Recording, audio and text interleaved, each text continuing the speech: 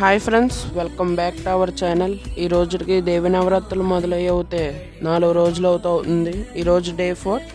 ఈరోజు అమ్మవారి యొక్క అవతారం వచ్చేసరికి శ్రీ కాత్యాయని దేవి అవతారం ఫ్రెండ్స్. అమ్మవారిని అయితే చాలా బాగా అలంకరించారు.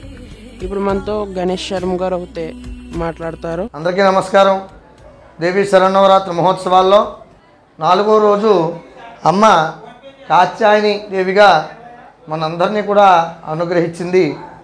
అమ్మ యొక్క శక్తి స్వరూపం ఏంటంటే, కాత్యాయన మహర్షి చాలా కాలం తపస్సు చేసి అమ్మవారే తన గృహంలో కుమార్తెగా జన్మించాలని కాత్యాయన మహర్షి తపస్సు చేశారు.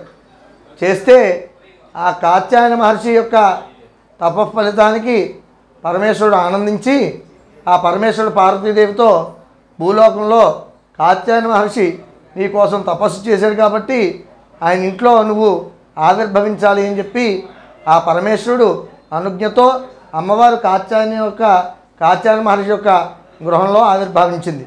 అప్పటి నుంచి ఆ కాత్యాయన మహర్షి యొక్క అమ్మవారు ఆ ఇంట్లో ఆవిర్భవించింది కాబట్టి అమ్మవారిని కాత్యాయనిగా దేవతలందరూ కూడా ప్రార్థించడం జరిగింది. ఎవరికైతే వివాహం కావట్లేదో వారు ఈ కాత్యాయని అమ్మవారిని కనుక అర్చించినట్లయితే వారందరికీ కూడా సత్ఫలితంగా అమ్మవారి యొక్క అనుగ్రహంతో వివాహం ఆ యొక్క ఇబ్బందులు ఏమైనా ఉంటే వివాహ ఇబ్బందులు తొలగి ఆ యొక్క వివాహం అవ్వడానికి అవకాశాలు ఉన్నాయి. ఈ వీడియో మీకు నచ్చినట్లయితే లైక్ చేయండి, షేర్ చేయండి, సబ్స్క్రైబ్ చేయడం మాత్రం మర్చిపోకండి. Thank you for watching.